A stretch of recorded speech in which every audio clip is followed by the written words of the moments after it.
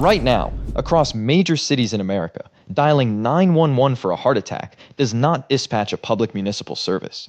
It triggers a multi-billion-dollar private equity corporation that will invoice you $3,500 for a 12-minute ride, while paying the paramedic saving your life $18 an hour. To understand the private ambulance industry, you must first shatter the illusion that emergency medical services are funded like police or fire departments. Federal law strictly requires local municipalities to extinguish fires and arrest criminals, but emergency medical transit is treated as an optional municipal utility.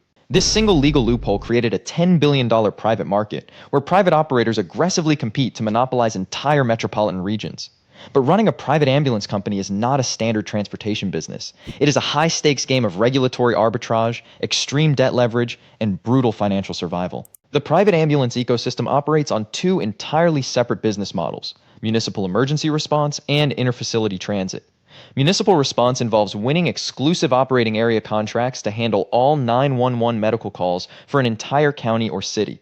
Interfacility transit, or IFT, involves non-emergency bed-to-bed transfers between hospitals, nursing homes, and outpatient dialysis centers. To the average citizen, an ambulance is simply an ambulance, but to a private operator, municipal 911 contracts are a loss leader asset used as political leverage to secure high-margin hospital transfer monopolies.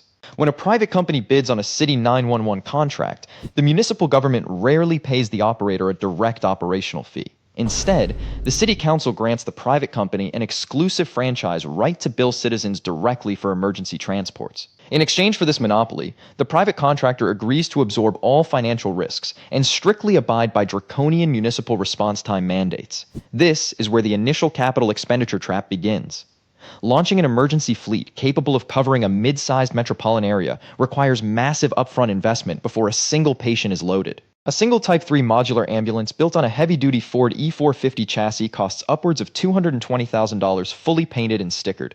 Outfitting that single vehicle with advanced life support equipment adds another $130,000. A single LifePak 15 cardiac monitor and defibrillator unit costs $35,000. Electric hydraulic striker power load stretcher systems run $25,000 per rig.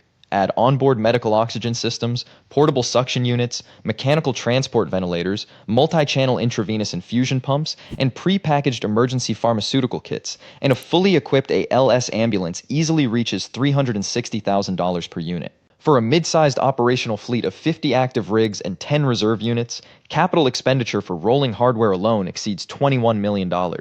And rolling hardware is only the beginning. Modern emergency dispatch relies on complex computer-aided dispatch software, GPS telemetry systems, and digital radio towers that integrate directly with county public safety answering points. Once the fleet hits the asphalt, operating expenses explode. An ambulance is an engine of relentless depreciation and continuous physical wear. Rigs run 24 hours a day, 7 days a week, idling continuously to power climate-controlled medical compartments, sensitive drug refrigerators, and telemetry computers.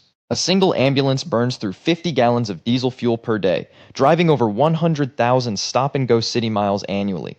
Specialized heavy-duty brake pads, reinforced commercial tires, transmission flushes, and suspension rebuilds consume tens of thousands of dollars per vehicle every single month. Furthermore, diesel particulate filters and exhaust regeneration systems frequently fail from endless idling, forcing operators to maintain expensive reserve mechanics and mobile repair vans. However, the heaviest ongoing operational expense is not diesel fuel, tires, or mechanics. It is human labor. Operating an ALS unit requires staffing 2 certified medical professionals per shift, a licensed paramedic, and a certified emergency medical technician. Because emergency medical call volume fluctuates wildly throughout the day, private operators must staff according to complex predictive algorithms. But unlike fire departments, where firefighters wait inside comfortable station houses between emergency calls, private ambulance companies pioneered a hyper-efficient operational strategy known as system status management.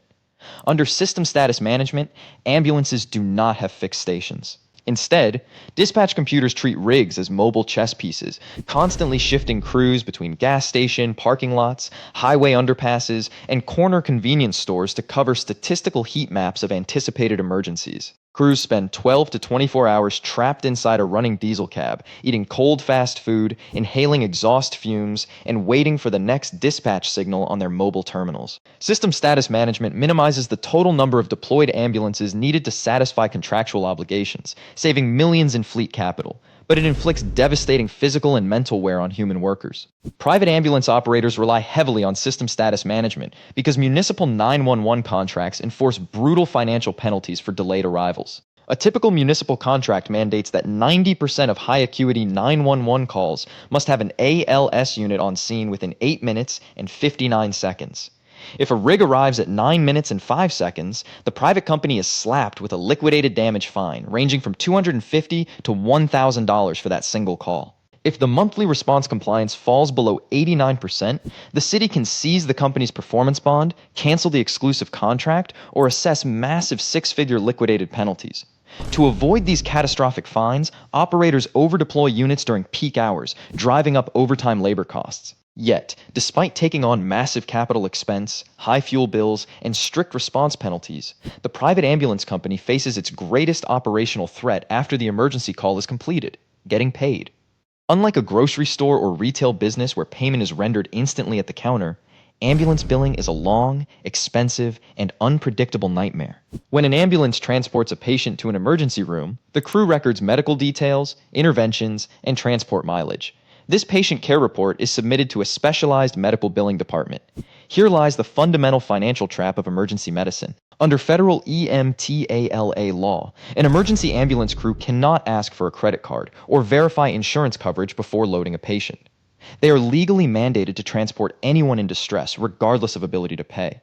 As a result, a massive percentage of 911 emergency transports are completely uncollectible. In typical urban markets, up to 35% of 911 patients are uninsured self-pay individuals who default entirely on four-figure invoices. Another 40% of patients are covered by Medicare or Medicaid. Government insurance programs do not negotiate rates. They set fixed statutory reimbursement caps that cover less than half of the true operational cost of an ALS transport.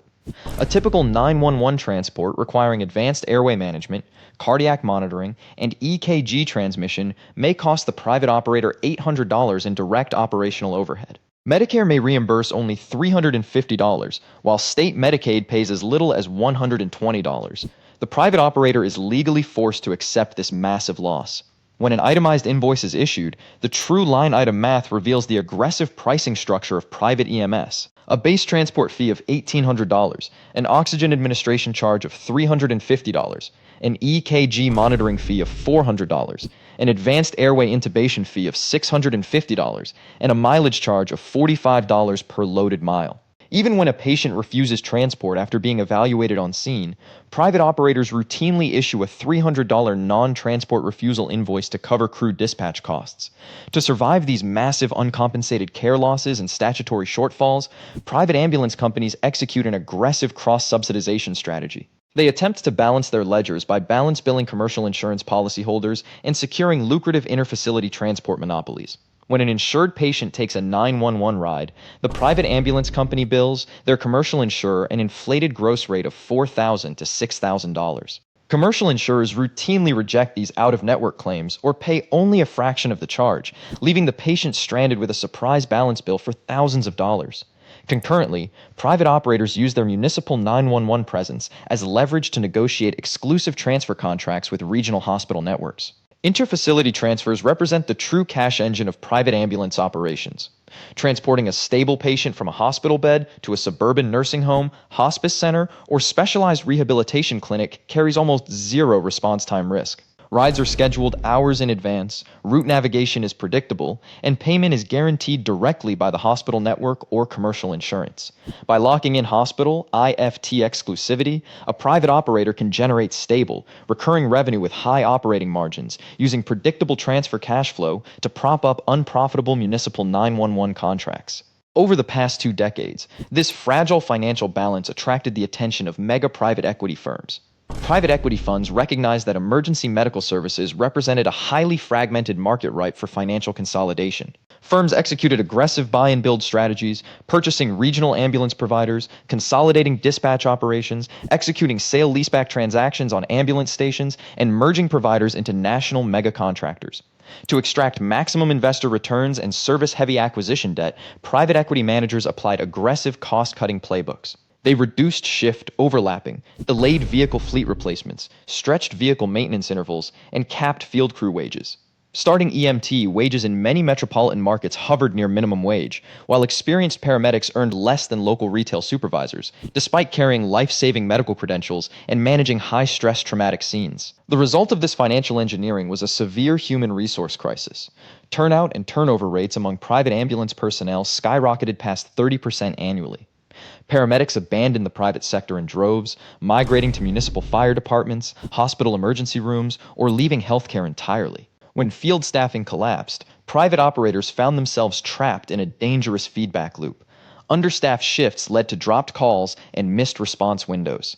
Missed response windows triggered heavy municipal fines. Heavy fines eroded profit margins, prompting further cuts to field wages and equipment budgets. In multiple American cities, private equity-backed ambulance giants reached financial breaking points, threatening to abandon 911 coverage mid-contract unless local municipalities provided multi-million-dollar public bailouts. City councils that originally privatized EMS to save tax dollars found themselves held hostage by private contractors who held exclusive operational control of local emergency logistics. Yet, despite these systemic failures, public municipalities cannot easily replace private ambulance contractors. Transitioning emergency medical response back to a public fire-based system requires immense taxpayer capital. Equipping a municipal fire department to absorb thousands of annual medical transports requires buying dozens of new emergency vehicles, building new station bays, hiring hundreds of civil service firefighters with lifetime pension liabilities, and managing complex billing operations. For cash-strapped cities, paying a private contractor a modest annual subsidy remains far cheaper on paper than expanding municipal payrolls, even if it leaves citizens vulnerable to surprise bills and delayed response times. Today, the private ambulance industry stands as a stark example of privatized public infrastructure. It is a system engineered to extract private profit from human crisis, operating on thin margins, heavy debt, and exhausted field crews. As long as emergency medical transit remains an optional public service under law, private operators will continue navigating the fine line between financial collapse and life-saving logistics, proving that in modern healthcare, even the siren on an emergency vehicle carries a price tag.